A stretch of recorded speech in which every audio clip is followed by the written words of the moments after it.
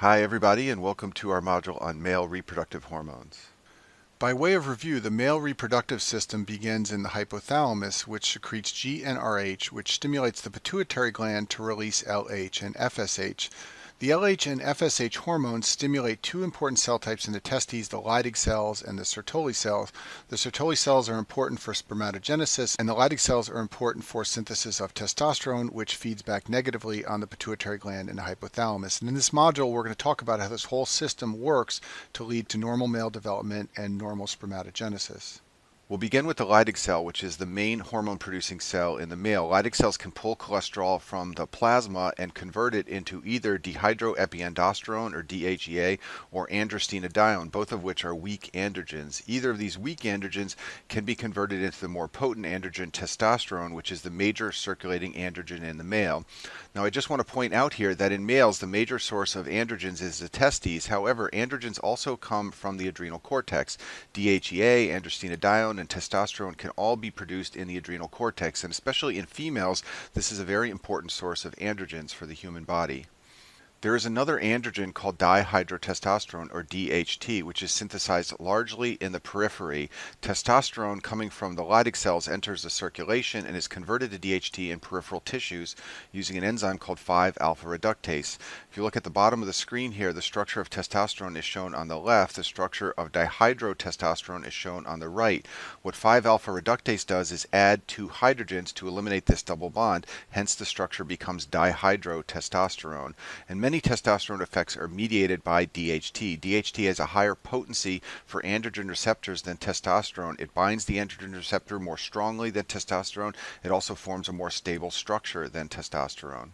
There is a drug called finasteride which inhibits the enzyme 5-alpha reductase. This will decrease the conversion of testosterone to DHT, and this is used in the treatment of prostatic hyperplasia, which I talk about in the prostate video in the reproductive section. But benign prostatic hyperplasia is driven by DHT, so if you inhibit 5-alpha reductase, you limit the amount of prostatic hyperplasia. This drug is also used in the treatment of hair loss in men, and we'll talk about that later in this video. Testosterone can also be converted to estradiol. This occurs in adipose tissue and also in Leydig cells. The enzyme that carries out this conversion is called aromatase. If you look at the bottom left side of the screen, again is shown the structure of testosterone. What aromatase does is remove this carbon here and create three double bonds in this ring here. That creates the structure of estradiol, which is an estrogen, and this is important because some of testosterone's effects are mediated by conversion to estradiol. Shown on this slide is a summary of what I've been discussing on the last few slides. The Leydig cells produce testosterone, and some testosterone effects are mediated by testosterone itself. Other effects are mediated by conversion to DHT, and still other effects are mediated by conversion to estradiol.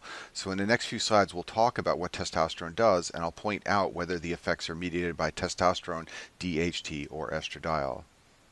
So the effects of testosterone in males are different depending on the growth stage. There are certain effects that are important in the fetal stage, other effects are important at puberty, and then finally there are effects that testosterone has in the adult. So we'll talk about each of these stages in the next few slides. Testosterone is very important in the fetus for normal development of the male genitalia, and in order to understand this, we need to review how males develop in general.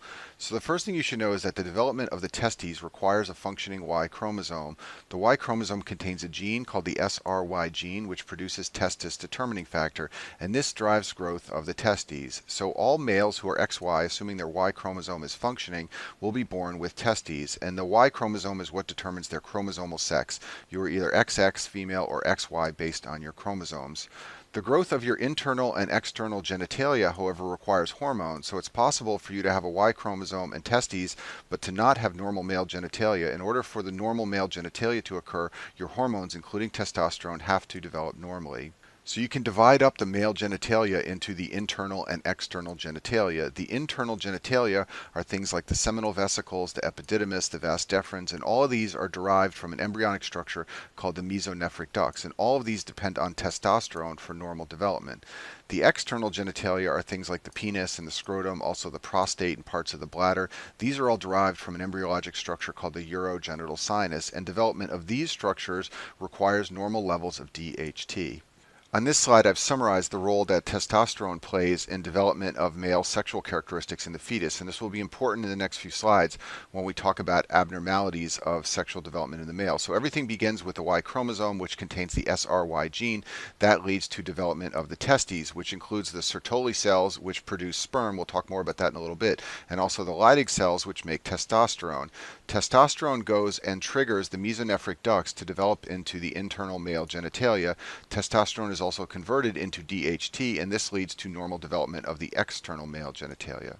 So now that we understand that, let's talk about what would happen if a baby were born with a 5-alpha reductase deficiency. This is a rare autosomal recessive disorder of sexual development where a 46XY male is able to make testosterone but cannot make DHT, because recall that the 5-alpha reductase enzyme converts testosterone into dihydrotestosterone.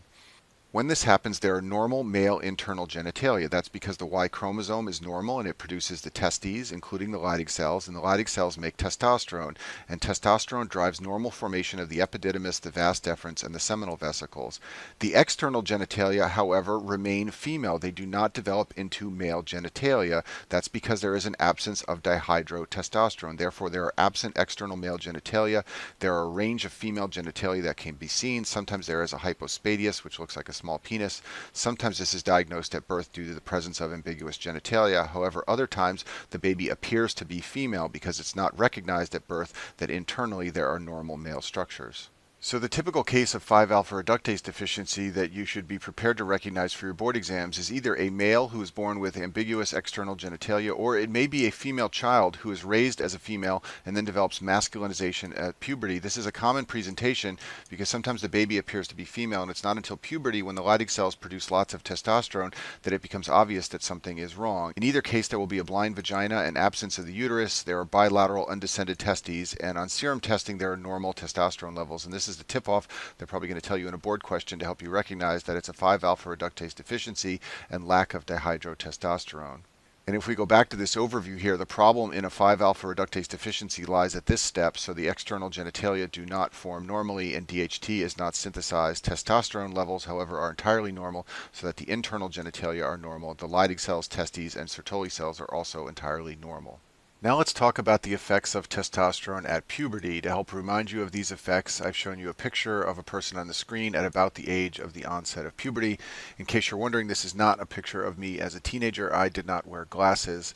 So the effects of testosterone at puberty include many of the things we associate with the male phenotype. There's enlargement of the scrotum and the testes, increased penis size, enlargement of the seminal vesicles and prostate, growth of pubic hair, also hair on the face and underarms, and also deepening of the voice. Testosterone is also important at puberty for the growth spurt, but you should be aware that this effect has been well described to be due to conversion of testosterone into estrogens. In males who lack the estrogen receptor or males who cannot synthesize estrogens, the growth spurt does not occur normally. So via this mechanism, testosterone and estrogens lead to increased linear growth. This is why boys grow taller at puberty.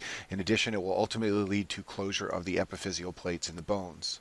Androgens are also responsible for the acne seen at puberty. Acne is associated with several factors, but one of them is increased sebum. Sebum is the secretion of the sebaceous glands found in the face, and you should know that these sebaceous glands have lots of androgen receptors, so androgen can stimulate growth and secretions coming from these glands. For this reason, acne is common in puberty, and it's also common in other conditions where there is an excess of androgens. For example, among women with the polycystic ovarian syndrome and among children born with some of the congenital adrenal hyperplasias where they secrete excess androgens from the adrenal gland. So what are some of the effects of testosterone in adults? Well, first of all, testosterone and androgens in general can drive prostate growth. And we mentioned earlier how the drug finasteride decreases the production of DHT from testosterone, and that's used as a treatment of BPH, or benign prostatic hyperplasia. And I talk about this in the reproductive video on the prostate gland. In addition, men who take testosterone therapy for any reason often develop BPH as a consequence of therapy. There are a number of effects of testosterone on lipids. Exogenous testosterone will lower the good cholesterol HDL and raise the bad cholesterol LDL. And then finally, testosterone is responsible for male pattern balding, so let's talk about that now. Androgenic alopecia is the formal name for male pattern balding. This is the most common type of hair loss in men. Men can lose hair in the anterior scalp, the mid-scalp, the temporal scalp, and the vertex, which is the top of the head. If you look at this picture on the screen, this man has thinning of the hair at the top of the head. In addition, this area right here often has hair loss in androgenic alopecia. Interestingly, the sides and the back of the head typically do not have hair loss in this condition. If you see men that have hair loss there, that's usually for some other cause. It's often seen in people who are undergoing chemotherapy. This pattern of balding is caused by androgens. It occurs after puberty, and it will not occur in men who have an androgen deficiency. It requires androgens. And DHT is the key androgen, and we know this because this type of balding responds to finasteride treatment. So finasteride lowers the levels of DHT, and it minimizes the hair loss in this condition. Now that we understand the effects of testosterone, let's talk about what happens when men have low testosterone levels. This is called hypogonadism. There are many congenital and acquired causes of hypogonadism. One of the ones that you will most commonly encounter clinically is the fall in testosterone level that occurs with aging. As men age, there is a fall in the serum testosterone level. There's also a rise in the amount of sex hormone binding globulin in the plasma, and this lowers the amount of testosterone that is freely available to exert its effects on tissues. The fall in testosterone level may be associated with a drop in sexual function. It may be associated with a fall in bone mass. And then importantly, it may lead to anemia. I've bolded the word anemia because you should be aware that low testosterone can cause anemia. In addition, exogenous testosterone that men may take as therapy can cause an elevated hematocrit. We'll talk more about that in a minute.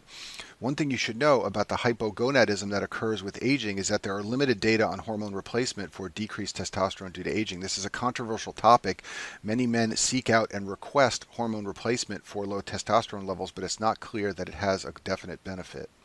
So now let's talk about testosterone therapy. Exogenous testosterone is available and can be used as a treatment for male hypogonadism.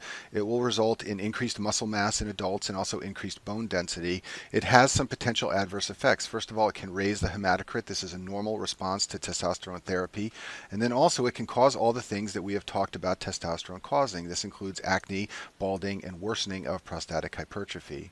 Another adverse event that happens among men who take testosterone therapy is that there is a fall in their sperm count. Spermatogenesis is suppressed by exogenous testosterone. The mechanism of this effect is that testosterone suppresses LH secretion from the pituitary. This leads to low testosterone production from the Leydig cells.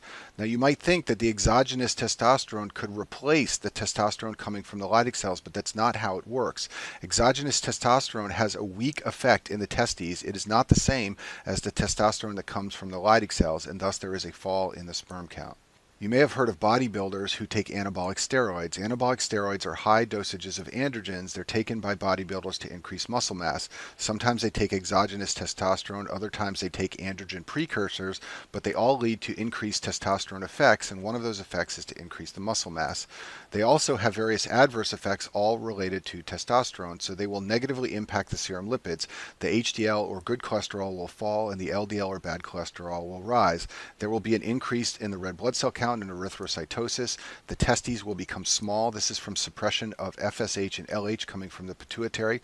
There will be a low sperm count, which is called azoospermia. And then finally, men who take anabolic steroids can develop gynecomastia. This is because the testosterone is converted to estradiol by aromatase, and this will lead to gynecomastia. This is a picture of a man with gynecomastia shown on the screen here. There's a tie-in here with pharmacology, and that has to do with the drug spironolactone. Spironolactone is a potassium-sparing diuretic. You can see from its structure shown on the screen that it is similar to many steroid hormones, and for this reason it blocks the effects of aldosterone on the kidneys. This makes it useful in hypertension and also heart failure. A key side effect of this drug is that about 10% of men who take spironolactone develop gynecomastia or breast enlargement. This is because it blocks the androgen receptor. It also decreases androgen production from androstenedione. It blunts the conversion of androstenedione into testosterone in the testes. For both of these reasons, men who take this drug see a rise in estrogen effects and a fall in androgen effects, and this can lead to gynecomastia as shown on the screen here. Now, in men, spironolactone can cause gynecomastia, but in women, the drug can actually be used as a treatment for acne, hirsutism, or alopecia. These symptoms are often caused by androgen excess, so using spironolactone as a drug therapy will blunt testosterone effects and enhance estrogen effects, and that can potentially resolve these symptoms in women. Now, one other word on the effects of spironolactone in women: this drug can cause amenorrhea in women who are still menstruating. That's because it is actually a derivative of progesterone. Spironolactone is made from progesterone, and in addition to blocking androgen receptors, it also stimulates progesterone receptors. So when progesterone receptors are stimulated, that leads to amenorrhea. It's analogous to what happens in pregnancy, and the woman will not menstruate. So in women, the effects are different than in men for spironolactone, but an easy way to remember all of them is to just know that spironolactone blocks androgen receptors and activates progesterone receptors. And a final word on spironolactone: there is a drug called eplerenone which has a slightly modified structure to spironolactone. It still blocks aldosterone effects, but it does not cause gynecomastia. So this is an alternative drug that will not cause gynecomastia, and it can be used in heart failure among men who develop breast enlargement while taking spironolactone. So now that we've talked about the Leydig cells and the effects of testosterone, let's talk about the other cell type found in the testes, and those are the Sertoli cells. And these cells are important for supporting and nourishing developing spermatozoa. They regulate spermatogenesis. If you look at this picture on the screen, the way that sperm develops is that they begin as a spermatogonium, which goes through a series of developmental stages until they develop into spermatozoa, or sperm. This all occurs in the seminiferous tubules, and this is a cross-section through a seminiferous tubule shown on the screen here. The lumen is in the middle. Along the sides here are sperm in various stages of development, and around the periphery are Sertoli cells, like one that is shown right here, which will support the sperm cells through spermatogenesis.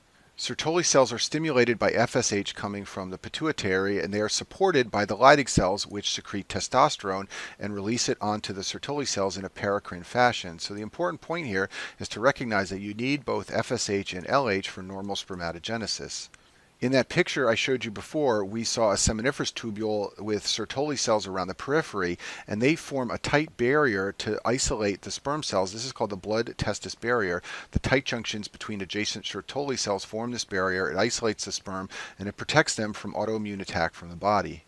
The Sertoli cells secrete an important substance called inhibin B, which exerts negative feedback on the pituitary gland to inhibit FSH. Like I told you before, the pituitary releases FSH, which stimulates the Sertoli cells. The Sertoli cells in turn secrete inhibin, which feeds back on the pituitary. Basically, the inhibin tells the pituitary that the Sertoli cells are receiving the FSH signal so that FSH levels fall. If the pituitary gland does not receive inhibin, the level of FSH will climb as the pituitary tries to stimulate the Sertoli cells more. Sertoli cells secrete a protein called androgen-binding protein that raises and maintains local testosterone levels in the testes. Because of androgen-binding protein, the intratesticular testosterone concentration can be 100 times higher that of the periphery, and this is part of the reason why exogenous testosterone leads to a fall in the sperm count. Exogenous testosterone can never replace the testosterone that naturally occurs in the testes when the Leydig cells synthesize the hormone and it binds to androgen-binding protein. Sertoli cells also produce a hormone called anti-Müllerian hormone. This is important in male development in the fetus because it results in degeneration of the Müllerian ducts and the female structures. So let's talk about anti-Müllerian hormone in a little more detail. In utero, very early on in development, whether the baby is XX or XY, there are initially two reproductive systems present. First of all, there is an indifferent gonad, which can potentially develop into either ovaries or testes. There is also a female structure called the paramesonephric or Müllerian duct, and a male structure called the mesonephric or Wolffian duct. If the baby has a Y chromosome, this will lead to the development of testes, and the testes include Sertoli cells. Those Sertoli cells will secrete anti-Müllerian hormone, which is also sometimes called Müllerian inhibitory hormone or Müllerian inhibitory substance. This hormone leads to the degeneration of the female or Müllerian system. It leaves behind the gonad, which becomes the testes, and the mesonephric ducts. Now that we understand that, we can go back to this slide and add the fact that the Sertoli cells secrete Müllerian inhibitory hormone, and this leads to the degeneration of the female or Müllerian structures. And this is why boys aren't born with a uterus and fallopian tubes. Even though they initially in utero have a Müllerian duct, it goes away because of the Sertoli cells and the secretion of Müllerian inhibitory hormone. Now we have all the pieces in place to understand a rare disorder that they like to ask you about on your boards to test your understanding of male sexual development. This disorder is called the complete androgen insensitivity syndrome. In this disorder, male babies with an X and a Y chromosome are born appearing to be female. This disorder is caused by mutations of the androgen receptor. It occurs in males with an X and a Y chromosome. These babies are born with no ovaries. That's because they do have a Y chromosome. Therefore, the testes form in utero. They have a functioning SRY gene. The problem results because there is no cellular response to androgens, and for this reason, there is no internal or external male genital development. In addition, the Sertoli cells in the testes are present and they are secreting Mullerian inhibitory hormone. This leads to degeneration of the Mullerian structures. So even though these babies are born appearing to be female, they will have an absent uterus and fallopian tubes. If we go back to this slide, in the androgen insensitivity syndrome, the problem is that testosterone cannot exert its effects. For this reason, the baby does not form the male external or internal genitalia, and it will appear to be female at birth. The Sertoli cells are, however, present, and they secrete Mullerian inhibitory hormone, and this leads to degeneration of the Mullerian structures, and therefore the baby is born without a uterus or fallopian tubes. This disorder is sometimes diagnosed at puberty when a child who appears to be a girl develops breasts but does not develop armpit or pubic hair. The breasts develop because testosterone can be converted into estrogen. However, the armpit and pubic hair depends on the effects of androgens, which are not present. In addition, there is amenorrhea. That's because the child does not have a uterus, and there are also usually abdominal testes. Another way this disorder is sometimes diagnosed is in a child who appears to be a girl who develops an inguinal mass, and when that mass is biopsied, it's determined that the mass is testes, and those are undescended because the child has the androgen insensitivity syndrome. This slide shows an algorithm so you can better understand disorders of sexual development. So if a baby is born with ambiguous genitalia or a child develops abnormally at puberty, the first test you want to do is a karyotype to determine whether the child is XX or XY. The next test you want to do is to look for the presence of Mullerian structures. Basically, you want to see if there is a uterus or fallopian tubes. If the Mullerian structures are present, it means that there is an absence of functioning testes, because if the testes are present and they are working, then the Mullerian structures will degenerate. So let's consider the case of an XX female who does have Mullerian structures present. This is often due to congenital adrenal hyperplasia. In several of the adrenal hyperplasias, there is an excess of androgens produced from the adrenal gland, and this can lead to development of ambiguous genitalia or abnormal puberty in a child who has two X chromosomes. In the case of a child with an X and a Y chromosome, if the Mullerian structures are present, that means there's some problem with the gonads. They did not develop normally, and there was no secretion of Mullerian inhibitory hormone. If there is an absence of the Mullerian structures in a child who is XY, then the problem is lack of androgens in some form. This could be due to some of the more rare congenital adrenal hyperplasias. In some of those syndromes, there is a lack of androgens. It also could be due to androgen insensitivity, or finally, it could be due to low levels of dihydrotestosterone. But whatever the reason, there is a lack of androgen effects if you have an XY child who has an absence of Mullerian structures. It means the testes are working, but there's a lack of androgens, and therefore the child is not developing normally. I'm going to finish this module by talking about temperature effects on the testes. There's a reason that the testes are in the scrotum and not in the abdomen, and that's because spermatogenesis is more effective when the temperature is reduced. You can imagine how this developed evolutionarily. Males who had their testes in the scrotum were more effective at spermatogenesis and hence were able to reproduce more effectively. It turns out that the Sertoli cells and Leydig cells do not respond the same to changes in temperature. The Sertoli cells are very sensitive to temperature. When the temperature rises, there's less spermatogenesis. They also release less inhibin, and this leads to a higher FSH level. The Leydig cells, on the other hand, are less sensitive to temperature, and for this reason, testosterone production is usually maintained even at higher temperatures. This is important in the disorder called cryptorchidism, which literally means hidden testes. This is usually due to undescended testes that remain in the abdomen or stay in the inguinal canal and do not travel all the way into the scrotum. And it can be unilateral or bilateral. In either case, the testes will be exposed to higher than normal temperatures. Now that you understand that, you can understand some of the complications of cryptorchidism. So undescended testes lead to low sperm counts. That's because of the effect of higher temperature on the Sertoli cells.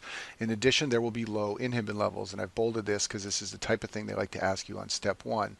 Undescended testes carry an increased risk of development into germ cell tumors, and for this reason they need to be corrected or removed.